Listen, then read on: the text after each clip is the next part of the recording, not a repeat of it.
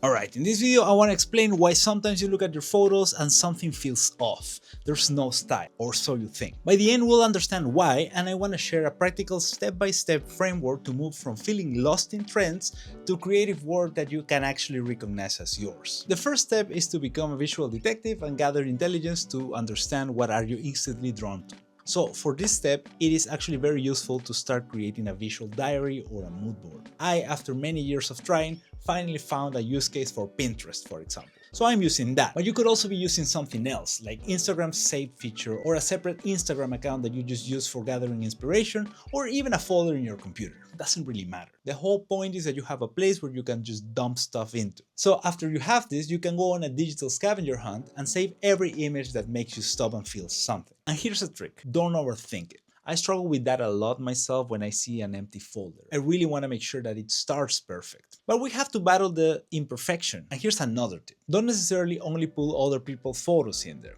Get inspiration from painters, filmmakers, designers, or even put your own photos in there that you feel the most proud of. After a week or two, we can open that folder and actually become the detective. We can look for patterns and see if there are recurring themes. For example, are there images in there that are overwhelmingly bright and vibrant, or are they mostly muted and desaturated? Are the images in there on the strong, hard shadow side or more on the soft, diffuse light side? These are the kind of things that we need to be looking out for, because as I mentioned many times in other videos, it's not about copying other people. This is more a study of our own selves.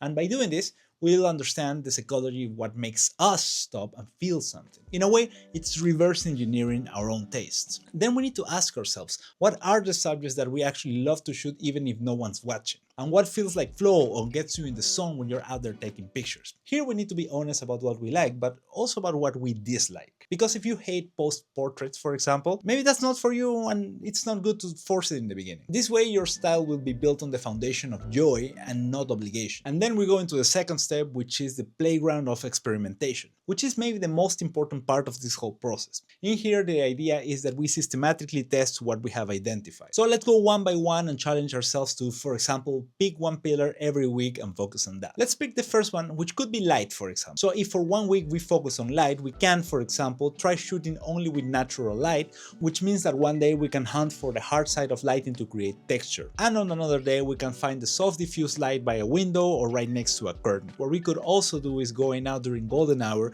and try to take pictures only in backlight. The idea here is to see how different light creates different moods so that we feel more at home. Next up is playing around with composition, which we can use for the following period.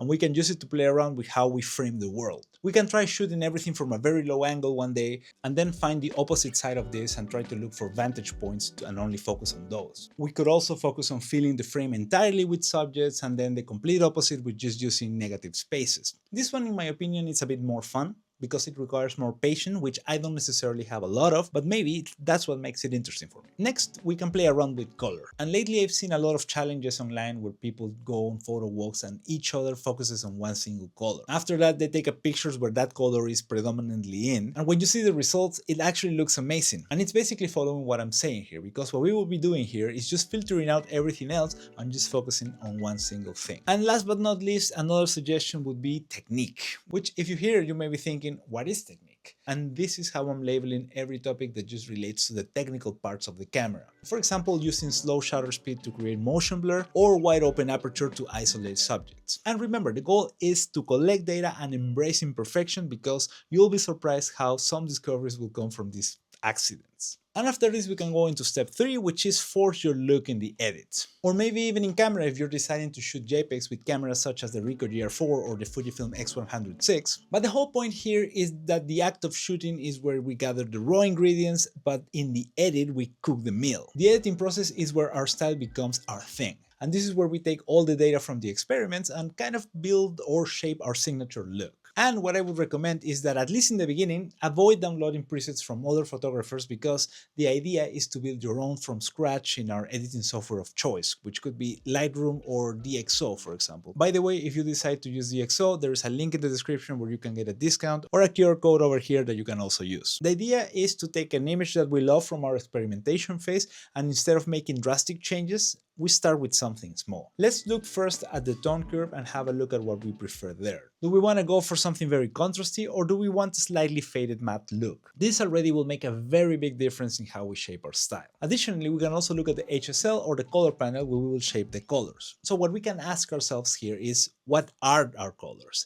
Do we prefer desaturated colors, or we just prefer to desaturate one specific color, like let's say green, to make skin tones pop a little bit more? Or do we prefer, for example, that our blues go more towards the teals? Then, tightly related with the color part is color grading, which will let us paint our shadows, midtones, and highlights. And this, in my experience, has been a common technique to get even closer to that specific style. And it is also here where you get those cinematic looks that a lot of people try to get. Now, the idea from this point on is to create a preset based on those changes. But before you even do that, what I would recommend is actually make sure that your first picture is properly edited, and then copy those changes over to the next 10 pictures, for example. Once you do this, you will get the opportunity to fine-tune, because you will see that what worked on one picture may not work for others. And once you have something that's a bit more standardized, then you can actually create the preset. But again, and because you have just seen it, keep in mind that a preset is not that one-click solution. It's just a starting point so that next time you have a picture that's nice, you can apply that preset, and then you can make the fine-tuning that's needed for that specific moment that you just took. That is exactly what I actually wanted to replicate after watching a movie called Perfect Days, because its style and vibes stuck in my head for a long time after I watched it.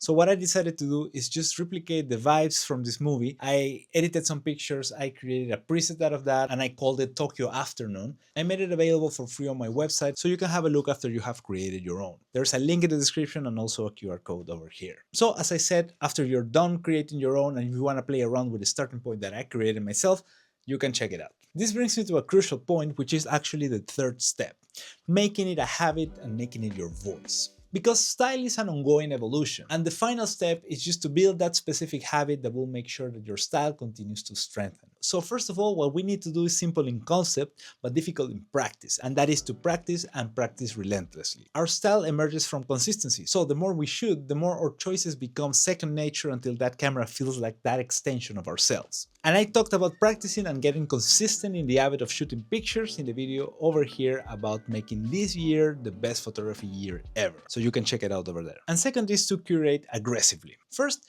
try to make sure that your portfolio is not gathering digital dust in a storage drive somewhere, and constantly revisit it and show the work that aligns with the style that you're building. If you want to be known, for example, for quite minimal landscapes, then a chaotic photo, no matter how good it is, will not belong in that specific moment. What helps me understand this, and this is a struggle for me, because sometimes I take a minimalist picture that I like, I put it out there, and then the next day, a very chaotic picture that I also like, I want to also put out there, but then the style starts to differ and can be confusing and uncomfortable for me to put out. So the one thing that has helped in this situation is to think about how music artists release their albums and how they have album cycles, for example. Just to name an artist that comes to mind with this is Tyler, the Creator, who, for example, when he releases a new specific album, pretty much he goes and commits to it. His whole style, the clothes, and everything that's related to him goes into that specific style. And once that album cycle is done, then he goes on to the next style. And that same mentality, I think it's quite applicable to photos, because it doesn't mean that if your style is a certain way right now, it will have to remain the same forever. Because what we need to make sure of is to embrace the fact that our style will and should change over time and as we grow. And we shouldn't be afraid to abandon a look when it no longer feels like us. And of course, this whole process takes time, so let's be patient. And I know that's difficult, but the goal is, again, to create something that feels like us. And I would love to hear about it. So tell me one thing. What is the one thing that you've discovered about your own taste by looking at your favorite images? Drop a comment down below and let's start a conversation. And since we've talked about habits in this video, I would love to share this other video over here where I talk about 10 photography habits that good photographers do every single day. Have a look at that. I'll see you in the next one. Instantly, I cannot write, I cannot read. What does this even mean? Keep in mind that the preset is not just one click.